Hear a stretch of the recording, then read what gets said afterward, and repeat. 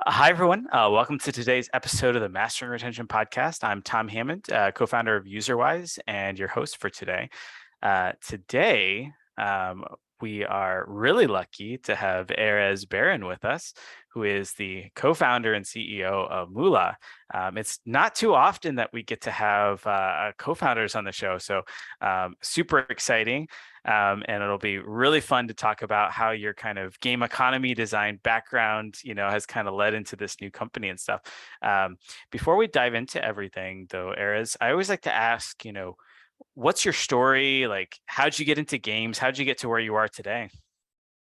Pure luck, to be honest. So I lived in the States and I went back to Israel for the holidays back in 2015. And a friend of mine told me that there's a job opening up in a company called Playtika, a small startup, and they have an opening for a game economy manager, and I applied, and everything is history from here on out. Okay, what does a game economy manager do? Like, what does that actually mean for people that maybe don't know? So I started as a pricing manager, meaning you're in charge of pricing the personal offers, and then it became something a bit more. So then it's included as a whole. How do you price the payment page, for example, and different features the company had. So it means which segment gets a $5 offer and which segment gets a $10 offer, and when and how often. So this was the initial role, and it became a bigger role when I started working for Huge. So Huge Game is a Polish company. I started working there back in 2017. And I established a game economy team there in Poland. And maybe then I actually became, so let's say, a real economy designer. So in Playtika, I was in charge of mostly monetization. So I made money out of our DAO. In Huge, it was a bit more interesting. So it's not only how to make money, but I also started touching retention as well. So I did a lot of economy funnels within the system, and delved deeper and deeper into the math of the slots games. So that was a much more holistic experience.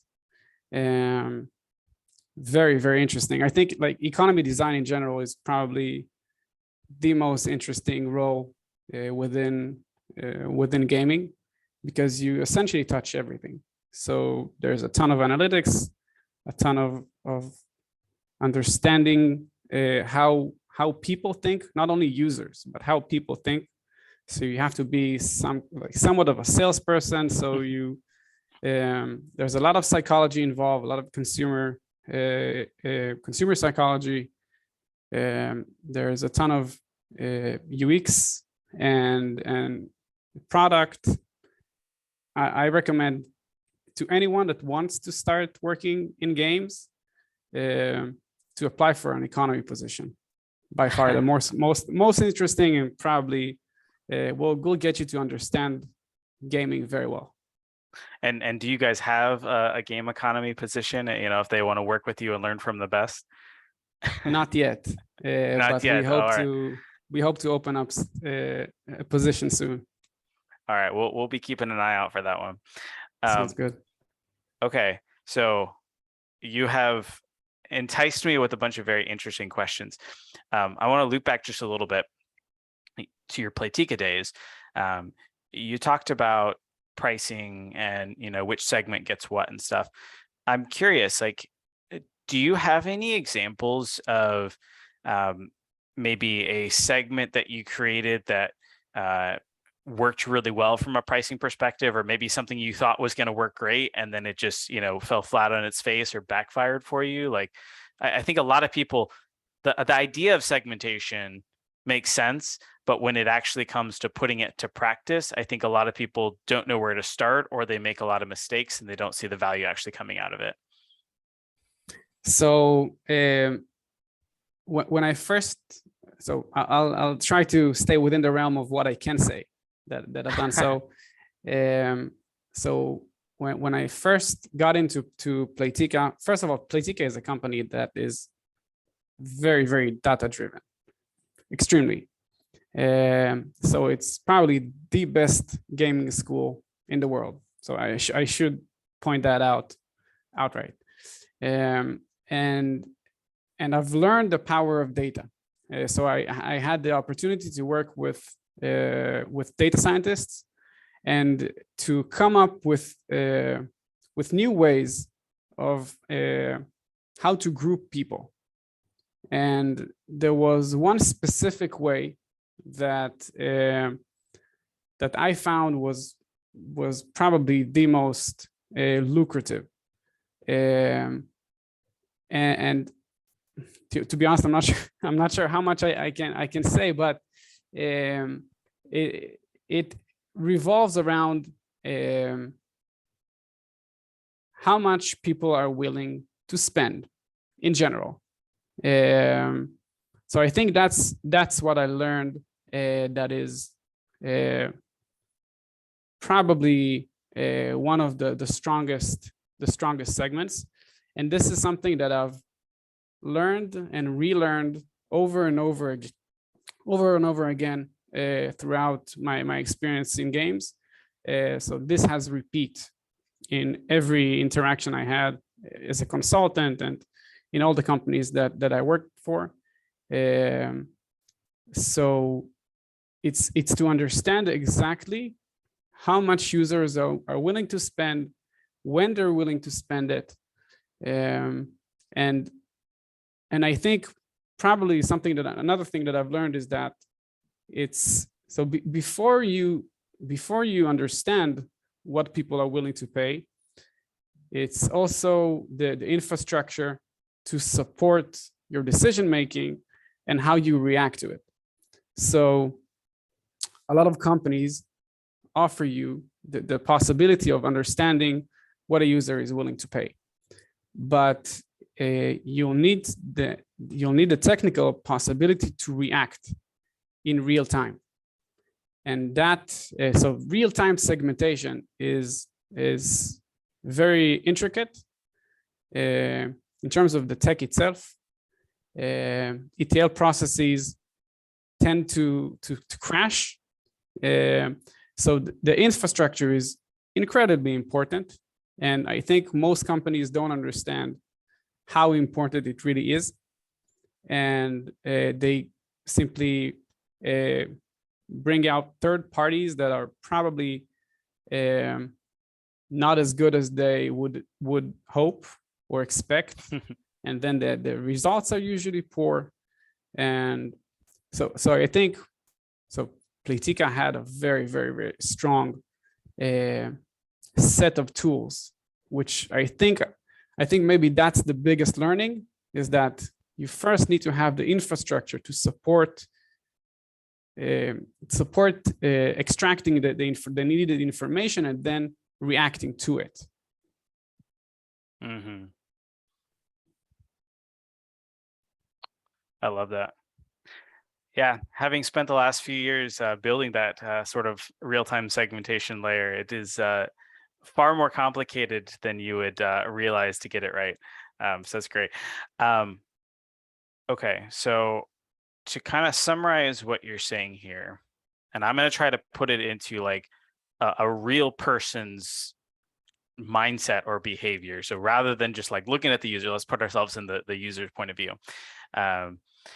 I, as a user, am willing to spend $5 every week to play my game because I love it and it makes it more fun to do. I could be a different user. I'm willing to spend $50 once a month to play the game that I want different user, I'm willing to spend $20 every week to play the game that I want.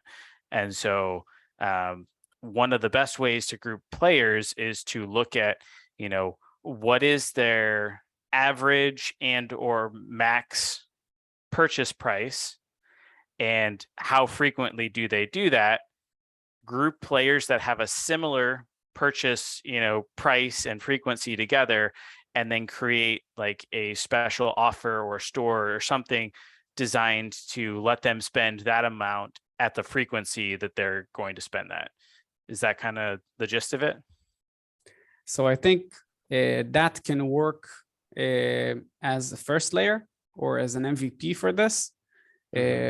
But you would need to know, and this is something that I've learned maybe recently, relatively, so that you need to know exactly when to hit, and that means that the segment is a general segment. So this user belongs to a $5 segment. This user belongs to a $5 segment at 6 p.m. on a weekend. So it's a much smaller segment, and this is how you get to a much higher LTV. The problem with these very, very small segments is that they work when you have an enormous amount of data. Yep. In games that are reliant on in-app purchases. There aren't that many games that have such an enormous sets of data. So most companies would probably go to a much smaller segmentation, where it means either how much user is willing to pay in general, and min max, as you've mentioned, and to maybe have a weight system behind the scenes to learn the user as they progress down the monetization funnel. So this is actually something that I've always wanted to try. So to have I've never done it, but a weight system behind the scenes that will learn. So you have, let's say, so the user has purchased 5, 7, and a $10 offers. Every time the user spends $5, the weight increases. Every time they spend $7, that weight increases, and the other weights decrease. For example, always wanted to try that. Maybe I'll have a chance with Muuula very soon. This is a very, very basic. So this is relatively a basic way to achieve what I've mentioned.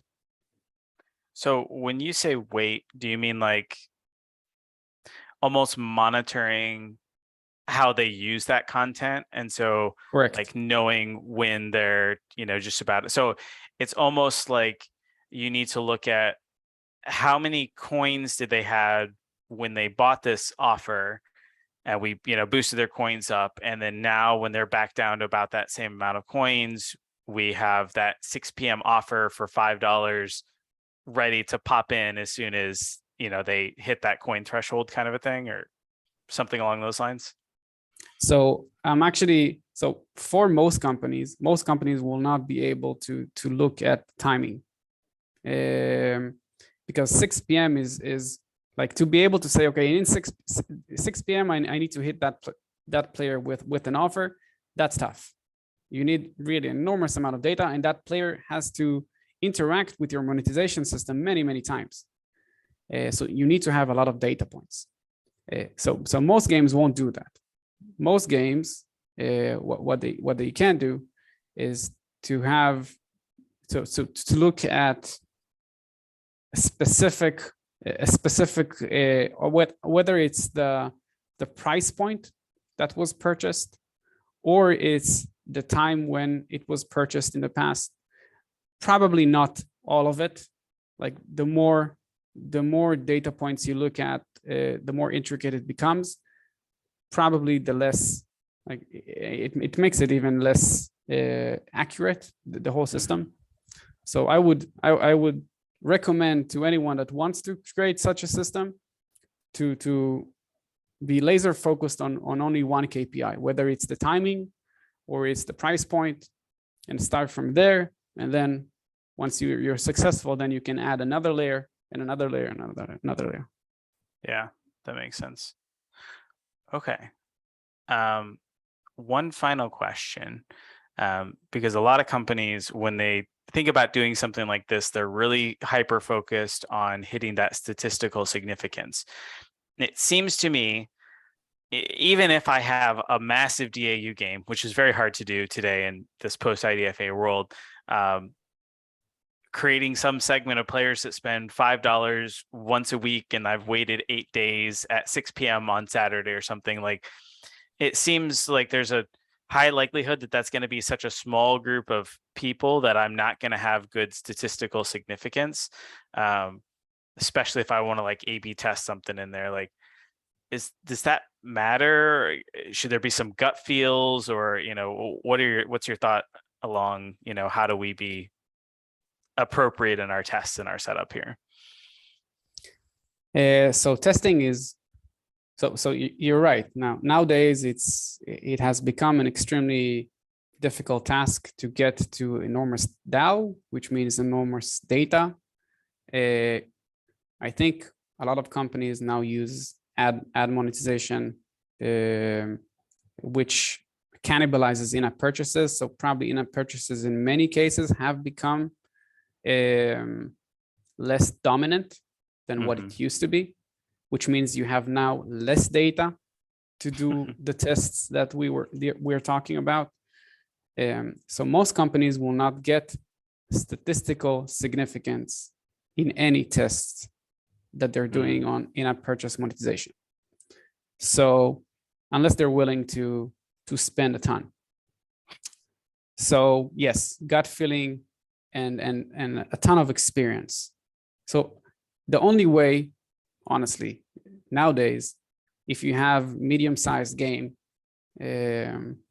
or smaller than that, to come up with a good monetization funnel is only if you've worked in a big title.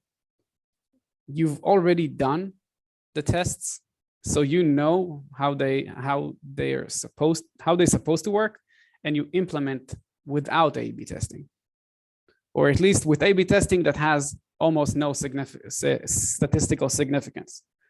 So that's the only way to go about it nowadays, unfortunately. But it's due to good reasons, by the way. I don't think it's because IDFA, honestly. I think it's just because gaming was an extremely lucrative business for a very long time. It attracted many talents. So everyone is now fighting for a pool that has gotten bigger, but not a lot bigger. So that's why we're in the problem we're in right now. That's great. Okay, so we're gonna move on a little bit. Then you went to Huge Games and you got to actually build this game economy team and kind of run it and stuff. So super cool stuff there. I'm guessing you took those skills and now we've moved on to Muuula and you're probably applying them there. So tell me about Muuula. Like, how'd that come about? What are you guys up to? So I think the biggest problem that I've encountered throughout my days as a manager that hires people is how to motivate them. So back in Playtika of 2015 and 2016, that like motivation was easy. Like, we were a rocket ship. So everyone wants a piece of the pie. Everyone wants to be promoted because they know that they're gonna get something good out of it. But what happens when you're not in a rocket ship? 99% of, at least, are not rocket ships. So what do you do? How do you motivate people? And especially nowadays in startups where you don't have a lot of money, everything is more expensive and more complicated, and getting the right talent is extremely hard. So what do you do? So I've given a ton of thought about it. and I've understood that the company needs to have a really strong why, a really strong reason why it exists. And people are looking for, so if you're not a rocket ship from day one, you need to give them an incentive to why they should work for you and not the other guy. And it can't be money, because money isn't sustainable, and it can be benefits, not sustainable either. So I came up with what we're doing right now. So we're actually tackling we're tackling brain games, which is a category that has not been touched for ages, and we are tackling it in a way that no one, or at least almost no one, has done before. No one has tried. So we want to take brain games. Question before we continue. Can you define what a brain game is? Like, what does that actually mean? So I can tell you what it means for me, because I haven't checked. I didn't check Merriam-Webster,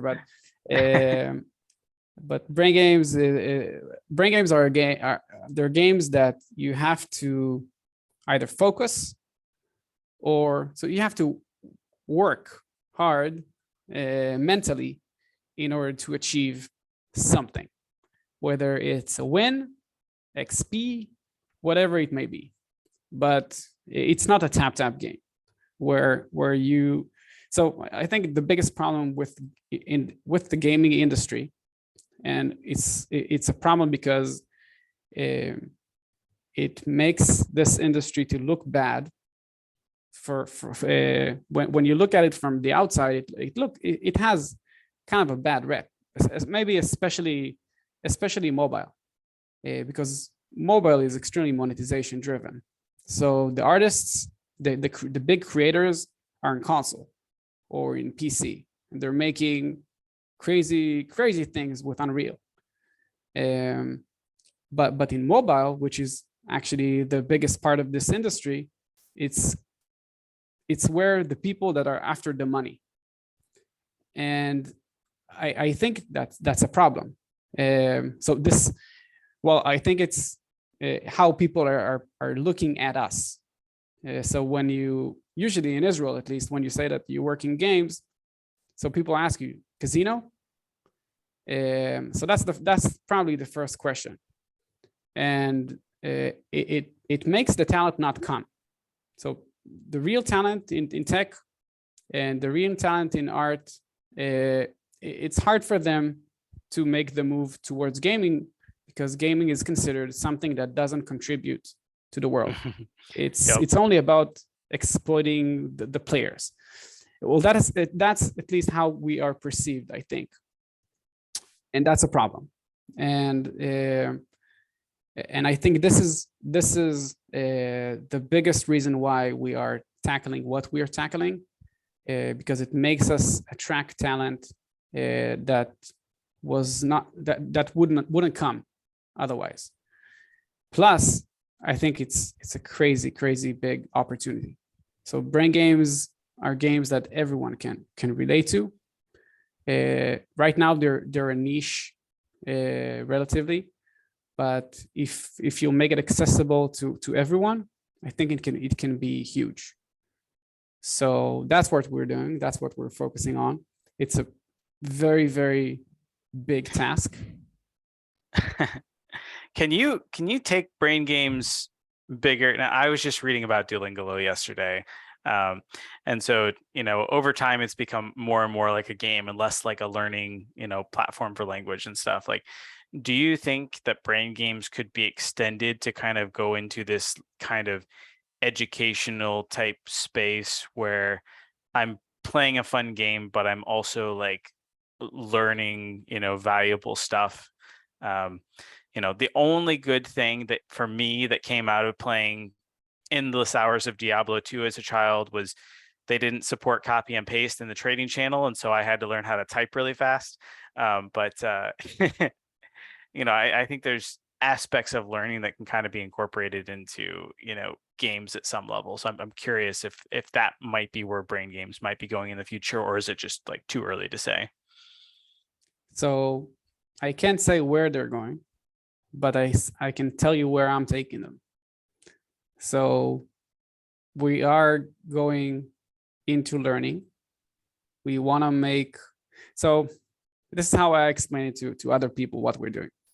So you can say to a kid that he needs to eat a carrot, and that carrot is going to make that kid healthier. So that's why he needs.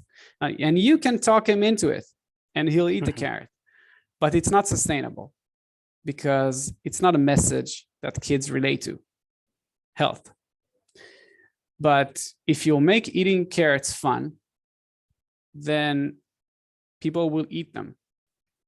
And you won't have to work as hard as you do in order to get them to eat it. We want to make the world smarter. Now we can tell them that if they played our game, they'll be smarter, and that's a good thing for them because I don't know, they'll remember where they put their car keys, and they'll be able to focus in meetings, and they'll be able to read through a book. But if it will be very fun, and the byproduct of playing our game would be that they will become more focused and be able to achieve more in their daily routine, then it's a win-win. And then we won't work as hard, and then we'll be a monster hit. And I think this can be achieved not only through, so you said learning, so it can be math, it can be language, it can be trivia, it can be anything. But there's also a small caveat to cracking this genre, is that in games that you don't have to focus, there's a ton of stuff you can do that makes the game interesting. So whether it's a pop-up or an effect of a sort, so a visual reward, an audio reward, whatever it may be. In brain games, you can't, because it's every small thing you do is a disturbance. So that's the biggest challenge that we are facing. So how do we make the game fun, like every other game, but also not inhibit players from playing it? So I think that's the biggest problem with what we're doing. It's very interesting because we're hammering the problems one after another. Fascinating journey. Yeah. So would something like a, let's say, trivia crack, could that be considered a brain game? Because I do have to kind of think about which of these answers is correct, or is that not quite there? To be honest, I don't know trivia crack. We're not focusing on trivia at the moment, so I haven't explored. But I can tell you that what started everything for me, like this whole journey, was HQ Trivia. That was launched, I think, in 2018. Oh, so yeah, HQ Trivia was a monster hit back in the day, but it blew. Well, as fast as it blew up, fast as it grew, it also blew up very fast. Yeah. Because, and it was due to the fact that they didn't have a monetization strategy, not a viable one. Can't give away free money. Yeah. So we don't do that. And the cost of our servers is much cheaper than what they had to spend. And in terms of game design as well. So I think the biggest problem with HQ Trivia was the fact that if you answer the wrong question, that's it, you're out of the game. You have zero motivation of staying. That's a really, really, really bad problem to have. You want players to be able to interact with your game for as long as possible, or at least for as long as it's healthy for them, right? Because you wouldn't want people spending hours on your game on a daily basis, because then they'll have fun for a week, and then eventually it's become a nuisance for their lives. So we don't want to be a nuisance. We want to be We want to be a game that helps people. Yeah. Interesting. So I hear a lot of people talk about this idea of flow. I don't know if you're familiar with the concept, but like getting into this state where you're just like cruising at optimal speed, not really thinking about the minutia of things. Is it possible for a brain game that's actually like pushing you and teaching you things? Like, can you get into that state of flow when you're actually learning things? So it's a question that needs to be answered. So I don't know. So we haven't done it. We haven't created a game that you can simply play without thinking too much. You have to focus. You have to concentrate. It's work. It's fun work. So what we've done so far is it's a fun game, but it is a brain game, and it needs focus. And I don't think brain games are so. I don't think they'll be able to give you what that the same sensation as slots game where you tap, you enjoy, you tap, and then you enjoy.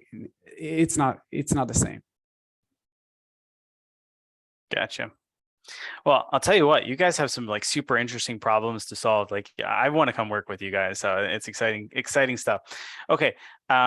Let's talk a little bit about starting the studio. So I think a lot of people in gaming kind of have this dream of being able to start a studio, or at least join like a really early studio and have like a really big part of, building out the games, building out the company, et cetera. So what was it like, when you started? Like, how did you find co-founders? Who did you look for? What was that process like? So I was actually looking for co-founders since 2017. So I think I've talked to hundreds of potential co-founders, and it's been a really tough time to find the right people, because you need to find not only the people with the right skill set, which is extremely hard in Israel, because back then most of the development was not done in Israel. So there weren't a lot of very experienced people in gaming, in mobile gaming, that were looking to start something of their own. Not a lot of them. So it was hard to get to those people. And I searched for, honestly, like more than 4 years until I found the right people to start this journey with. And when I did find them, it was again dumb luck. So a friend put a message in a WhatsApp group of founders saying, "Hey, I have a friend that is looking to start his own gaming company. Do you know anyone that is looking to start something like that with this skill set?" And then another person said, "Hey, I know 2 guys that have left their company to start a gaming studio. Both of them are techies looking for the business angle. You should talk." And that's it. This is how it happened. And the guys actually wanted to do VR in the beginning, and I had to persuade a bit to get them to drop it. And I'm happy that eventually I was able to, and that we're doing what we're doing. Because I think, come on, guys, you could have been introducing legs to the metaverse. It would have been revolutionary. No, thank you. I have a ton to say about metaverse and VR and all of these quote unquote revolutionary things that are happening. But yeah, I'm not sure if we have 2 more hours. Okay, so you searched for co-founders for 4 years. What are some traits or things that like you looked for, that like, are there any lessons learned that go into that? Like, what should a person be looking for when they're looking for co-founders? Because I think that's one of the hardest things. Like, I know a lot of people are like, well, I want to start a studio, but I know I need to find co-founders, but like, I don't know what to look for. So like, do you have a few traits or commonalities, or like what would you say they should look for in their co-founders?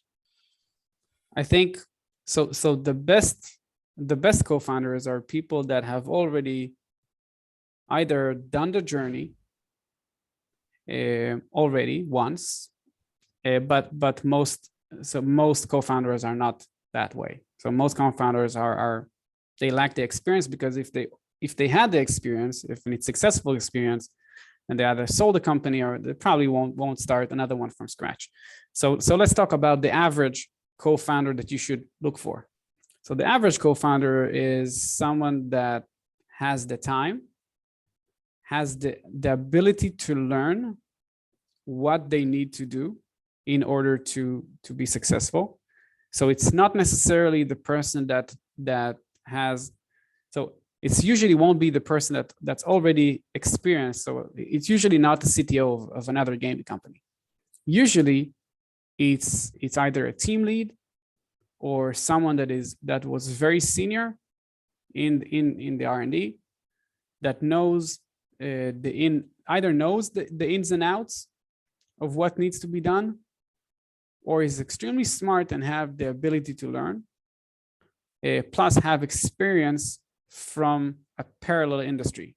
For example, I don't know, e-commerce, or like something with that is still B2C, because the mindset is very important.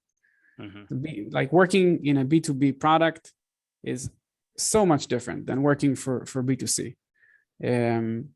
So I think this is what I've learned is that you don't need to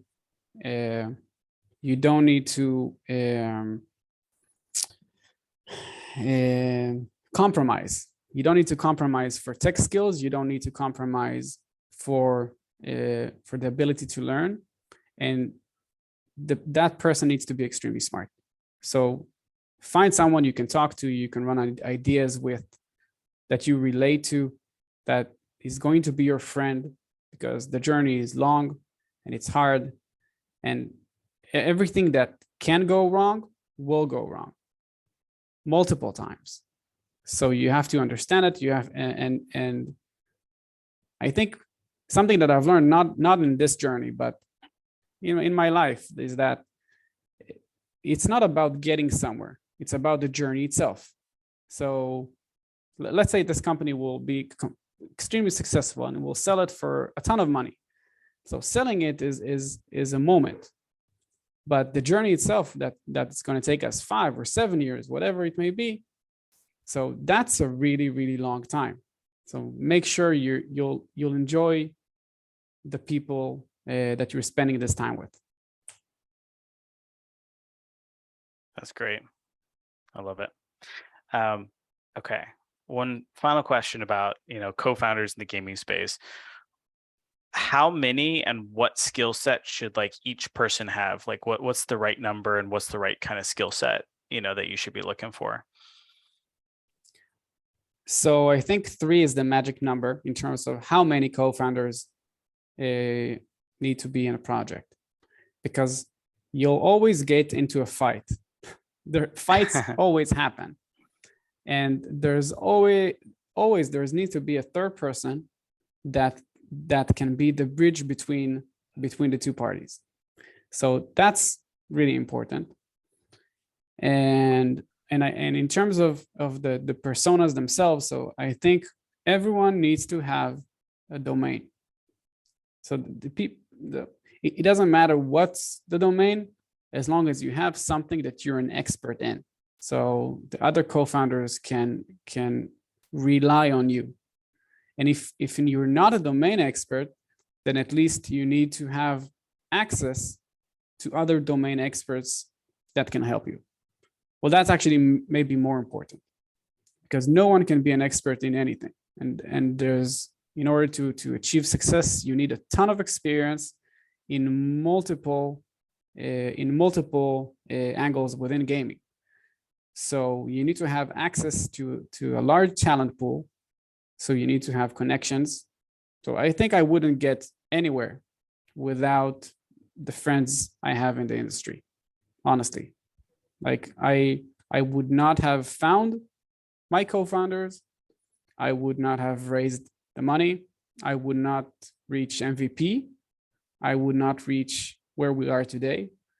And so make sure that the people that you are bringing into your company, they have friends that can help them along the way, and they have people that they can ask tough questions and consult with. In terms of whether, let's say, technical skills, so I recommend product, dev, and marketing. So if you have these three, you'll probably be able to succeed. Now, dev is the tricky part, because dev is you won't find someone that is an expert on both front and back. So usually it's a person that has that understands server very well, or is a Unity expert, but you won't get both. So if you have to make a decision between the two, I would say go with server person to lead the team, because Unity experts are a bit easier to find. And deciding on a tech stack is much more important than making a decision on asset bundles or whatever that is being decided in Unity. Because the tech stack will go with you for a very long time, and it has severe consequences on whatever you do. Yeah, that's great. Can you just outline, like, what's the difference between product and dev for maybe our non-technical people, like more of our marketers? Like, how would you differentiate those two?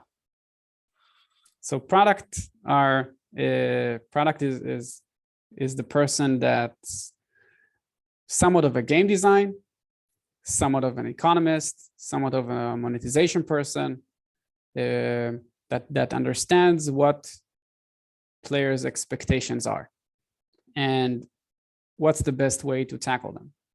So that's a product person. They don't have to have a product title, but they need to understand very well what is a good product, how to get there.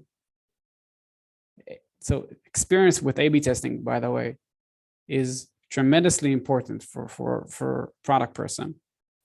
You're not a product person unless you've done a lot of A/B tests, because that's the fundamental of being a product person. I think at least in gaming. I don't know how it is in other industries. And R&D and dev are the people that execute the crazy ideas that product have. That's great. Cool. So maybe to bring this to a real world example, the product team is like the architect and the structural engineer that designs the house. The engineers or the R&D teams are the actual workers that take those designs and build that house up with the real materials. And then the marketing team are the folks that get the people to come and check out this, new building that we built, kind of a thing. So I think that in the past year and a half, I've learned that maybe the product is more of the person that dreams the house when they're asleep.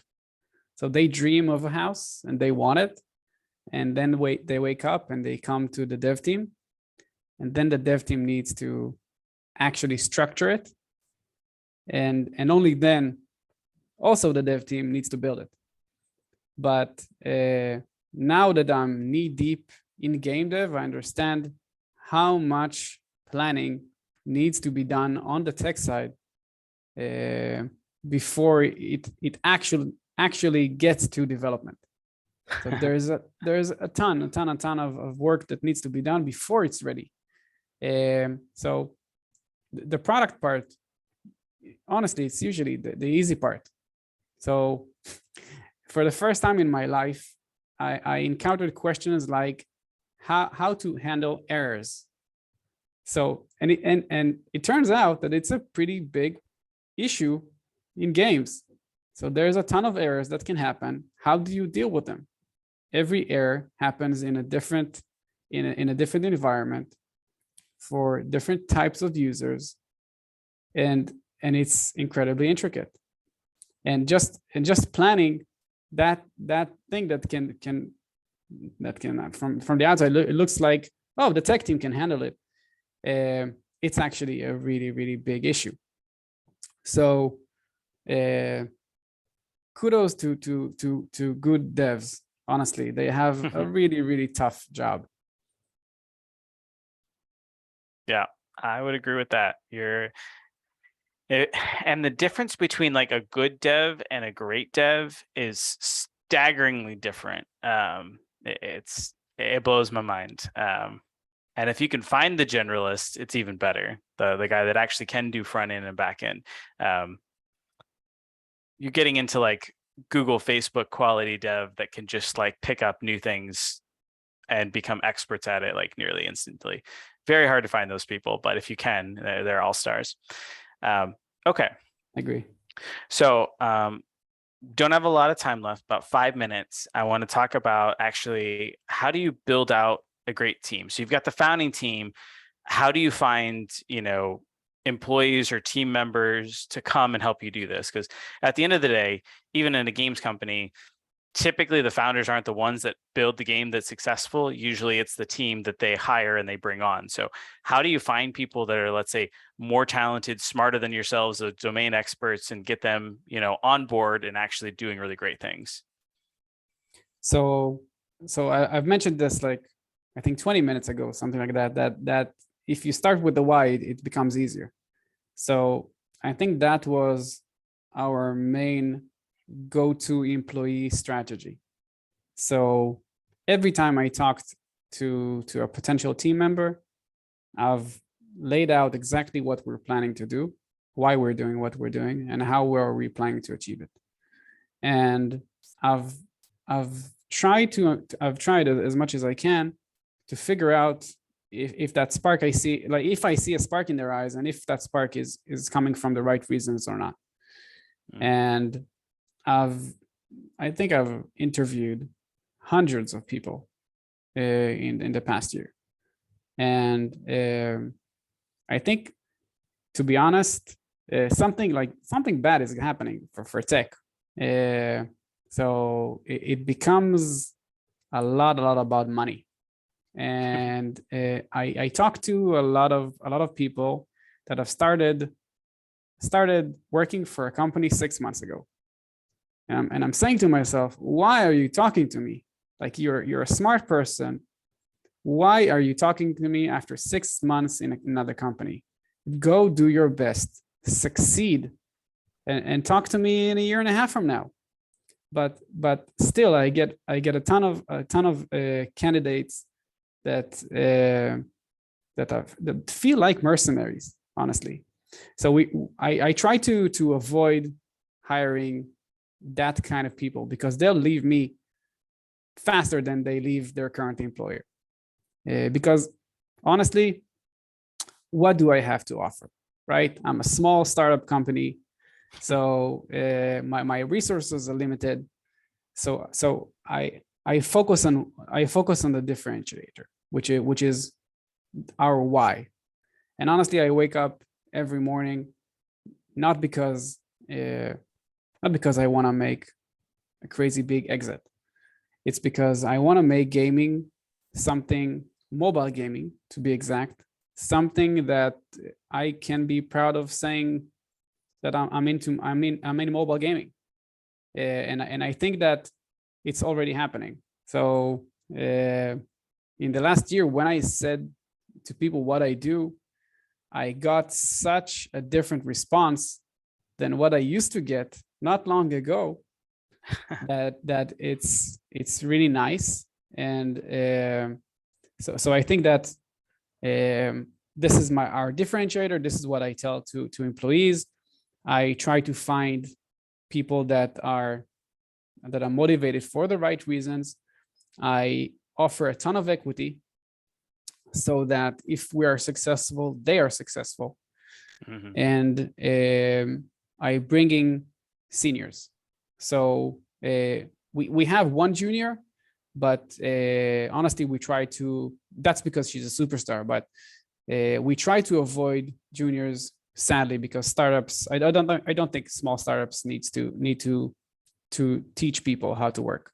I think startups need to rely on talent that have best practices from the industry already, that can set up a team of their own. So that's, I think, what small startups need to focus on. And honestly, I think we are at our limit in Israel. So we already have established a very, very senior team. And that's it. We're going to start. We already are looking for an extension to our team in Europe. So we're building another branch for Muuula in Europe, which will be comprised of seniors as well, but possibly less senior people than what we have in Israel. So that's on the agenda at the moment.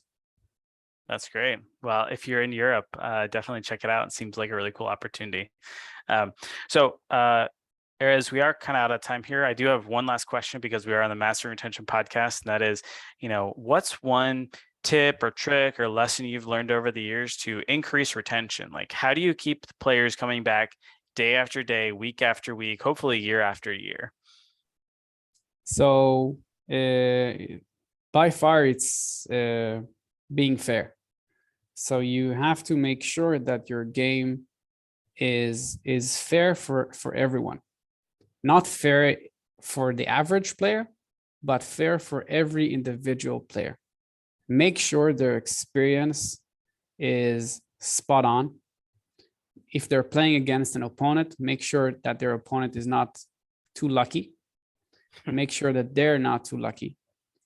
Make sure you control the experience and you streamline it. And whatever you expect to happen happens.